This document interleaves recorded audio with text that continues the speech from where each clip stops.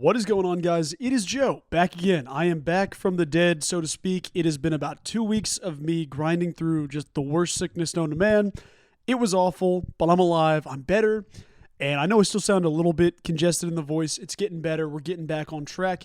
And I'm back to make some videos. Now, I know the last thing I said before I dipped for like 2 weeks was like, hey, I'm going to start taking the videos pretty serious and trying to get on a schedule.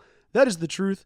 However, absolutely got punched in the face by the sick monster, and that got me pretty good. But we are back, and in today's video, we're going to talk about the tight end position, one of God's greatest gifts to the game of football. More specifically, I want to talk about why the tight end position is so imperative to K-State's future success to getting to a college football playoff and getting respect in the next couple of years when it comes to getting into the 12-team, 14-team playoff, whatever we're seeing in that front. Why the tight end position has the capability to take Kansas State football to the next level. Now, I've got a quote pulled up over here. I'm going to look off screen. That's why I've got it. But I want to start off with this. This was a couple weeks ago at the NFL Scouting Combine, so it's a little bit of old news, but we're going to rock with it either way. Ben Sinnott was interviewed and was kind of asked about, what is he excited about for the future of the Wildcats? And he had a great quote, and there's something specifically in here I want to talk about that I will in a second. This is what Ben Sinnott was talking about. The question was basically, what do you see the future of Kansas State look like? What are you most excited for? What do you think, is going to happen after you're gone? He basically says, he starts off by complimenting Avery, and he goes, Avery Johnson, he's a stud. I'm really excited to see what what he's able to do with the Wildcats this year. Just being able to see him behind the scenes, slinging the ball, I cannot wait to see what he does. Another guy that's been really impressive is Jace Brown. And then Garrett Oakley. Shout out my boy Garrett Oakley. He's going to be a freak. He can be even better than me if he really puts his time in. That is the quote to focus on. My guy Garrett Oakley has gotten a lot of love this offseason. He has been a freak is a good way to say it, genuinely. Like, the guy's got the athleticism, he's got the size, he's got potential. And as a true freshman, you saw him make plays on the field. Had 2 touchdowns, 150, 180 yards. I forget off the top of my head. I probably could have pulled that up. But I put 3 guys in the thumbnail here that I think do a good job of explaining what I mean with this video. Now, obviously, I've got my guys. I've got Ben Sinnott up there, and Ben Sinnott really was Ben Sinnott's the greatest K-State tight end of all time. He is. Triple Crown winner at K-State during his time.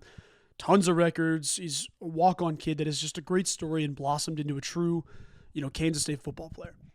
Now he's a national player. The guy dominated the NFL Combine. Doesn't surprise me, but, athleticism standpoint, the mobility standpoint, the guy's off the charts in a lot of different things. I should mention as well, guys like Briley Moore, Bebe, there's guys before Ben Sinnott that did do great jobs, but I think Ben Sinnott's kind of the guy that, he was your primary threat. He's one of the best tight ends of all time at K-State.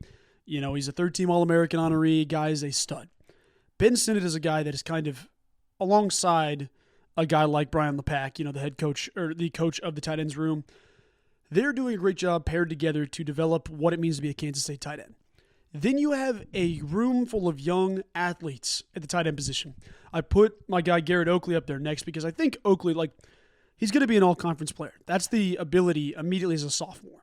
I know he's a young guy, but he's a dude with so much promise, so much talent, so much ability. And you saw that in the bowl game. You saw that in glimpses during the season. And he was dealing with some health injuries, so I don't know that we definitely haven't seen peak Garrett Oakley. I don't want to make it sound like we have. But dealing with some health injuries that kept him sidelined for different times throughout the season, he's going to step in and be a key receiving threat for Kansas State. Then in the thumbnail, I also tossed in Lincoln Cure, who I shouldn't have to say who Lincoln Cure is at this point, but he is a stud tight end in the class of 2025 from Kansas. K-State is heavily involved, and I'm hoping he ends up becoming a Wildcat because you start to see what the passing of the torch can look like. And it's also incredible because the state of Kansas has so many athletes that have gotten that 4 and almost 5-star rank. I know Andrew Babalola just got his 5th star. Lincoln Cure's closing in. I think what's really exciting is that Kansas State has one of the greatest tight end coaches in the nation. Genuinely. Brian LePack is a stud. He's a smart man. He'll be a head coach one day. But for right now, you look across the board. If you're a young tight end, if you're Lincoln Cure, you look at it and you say, all right, which coaching staff is going to develop me to be the guy? Which coaching staff is going to develop me as a player, as a person, as a man? It's Kansas State. Chris Klieman's done nothing but show that is his track record. He's got multiple guys in the first round. He's gotten guys in the NFL draft. You can transfer in for 1 year and get to the NFL draft. That's what Chris Klieman's been able to do. On top of that, you look at Brian LePack, there is not a better tight ends coach in the nation. This is a dude who absolutely has the ability to put in a kid like Ben Sinnott, who's a walk-on player, kind of an undersized guy, and can really capitalize on his ability, on his size, on his athleticism, and bring out the best in him. Ben Sinnott puts on some weight and then goes out there and dominates everybody. I mean, you can't match him up in single coverage, and you saw that for the better part of 2 years. But you look at some of the young tight ends in that room and you say, all right, what can we do right here? What does the coach need to do to bring out this part of the player? This part, like, you see Garrett Oakley as the main guy for the room right now. But you've also got some young guys, like you've got Braden Lofton, who joined K-State, and we'll talk about a Lofton update in here in a second. You've got some different guys in that room that have some really, really good intangibles, and if you can coach them in the right way, which genuinely I have no doubts in my mind that the coaching staff will, that puts Kansas State's tight end room above everybody else. Absolutely. If you can land a guy like a Lincoln Cure, like Desan Brame, if you can get these guys to Kansas State, like, that is what's going to be paving the way for Kansas State athletics in the future. You know, you can look at solid running backs. We've always had a knack for good running backs. You know, you can look at special teams. Obviously, this past season wasn't incredible, but you look at special teams as a way to really shape Kansas State. The tight end position is going to be the next wave of what Kansas State football is in my mind. I really think so. Then you look at the offensive coordinator stuff. I mean, you look at the offensive coordinator position, you've got Connor Riley, who I am stoked about. I am really excited to see what he does. A guy who, you know, has an O-line background, so obviously you understand the different protections and the different run schemes and fits. You understand what a quarterback's going to need in terms of a pocket, or a running back's going to have a rushing lane. You bring in a guy like Matt Wells, who, I mean, realistically, he's the king of getting players in space with the football. Very, very known for his screen game, for some of the screen passes and stuff he drew up at Tech and Oklahoma. His influence on the offense is going to be massive. So you think about it, and you pair a guy who is I should shout out one before I continue talking. I should shout out my guy Caleb for putting out a great tweet talking about the idea that Kansas State's going to transition more to a 12 personnel, which is two tight ends. For those of you, we've run a lot of receiver sets and not a ton of just, hey, we've got bigger, better athletes than you. That's what K-State's transitioning into. I want to credit Caleb there because it was a really good tweet, so be sure and check that out at @emalcaleb.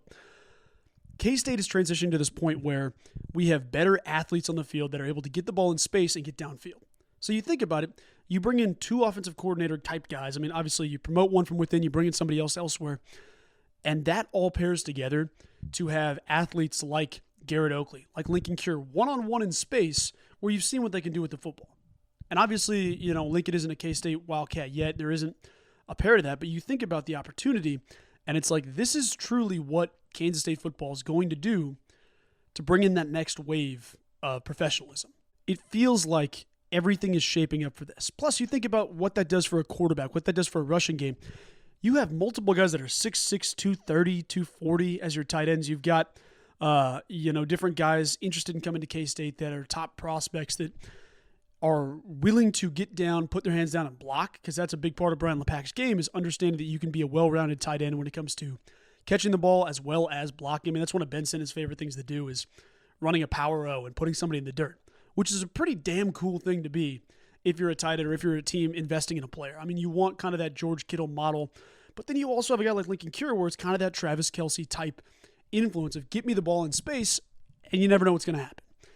Pairing talented tight ends with young quarterbacks. I mean, you've got Dunn, the first quarterback commit under Matt Wells, under Chris Klieman in 2025. I think he's a class 2025 kid. You've got Avery Johnson, who's going to be a stud. Blake Barnett, I am over the moon excited for when that time comes. You've got a lot of guys that, I don't want to make it a safety net thing because they're all talented enough. They can do whatever the heck they want with the football. But having tight ends in the middle of the field that can stretch the field, you could put them on a 40-yard go route and they'll be just fine. The same way you could put them out wide on an island, or you can toss them at fullback and they can block. Kansas State's tight end room is going to be special over the next couple of years, especially if you can continue the recruiting of guys like Lincoln Cure, get him to K-State. I think that's going to be huge. Last update on the tight end thing, I want to mention this. Chase Lofton, the younger brother of Braden Lofton, a tight end for K-State right now, did release his top 10 the other day. It's probably been 3 or 4 days now, so you've probably seen the update. If you haven't, Chase Lofton, a 4-star from the state of Nebraska. He's the 377th ranked player in his class, the 19th ranked tight end in his 19th ranked player at his position, and the 2nd ranked player in the state of Nebraska. He's got K-State in his top 10, along with a couple of different schools. Will it work out? I'm not entirely sure, but it's another solid tight end interested in furthering and bettering the culture in that tight end room at Kansas State. So I wanted to make this video just to talk about the tight ends and kind of nerd out about the tight end position, because I think Genuinely, I'm starting to see that influence a little bit more, and I cannot wait to see what happens next. I'm counting down the days, and I'm praying that Lincoln Cure ends up becoming a Wildcat because he has the ability to be that next foundational flagship guy, for K-State. And I think there's a lot of dudes in that tight end room that agree that know they have the ability. So you're going to see Oak go for another 500, 600 yards receiving this year. You're going to see 6 to 8 touchdowns, a guy that's going to affect the game in multiple ways. I am stoked to see it. I can't wait for football to get here. I know it's still months away, but it feels like it is tomorrow. So spring football, watch for the tight end position because it is going to be exciting. But guys, I'll get out of here. If you like the videos, be sure and subscribe. My voice will be getting a little bit better as I get back on things. I'm going to try to actually get back into the content game here a little bit. Now that I'm not deathly ill, it's good to be back. It's good to, get to talk K-State football again. So guys, I will get out of here and I will talk to you here in the next one. Once again, appreciate all the support. Thank you for waiting while I was gone. I appreciate, respect each and every one of you guys. Thank you for taking the time. I will talk to you guys in the next one. Go Cats.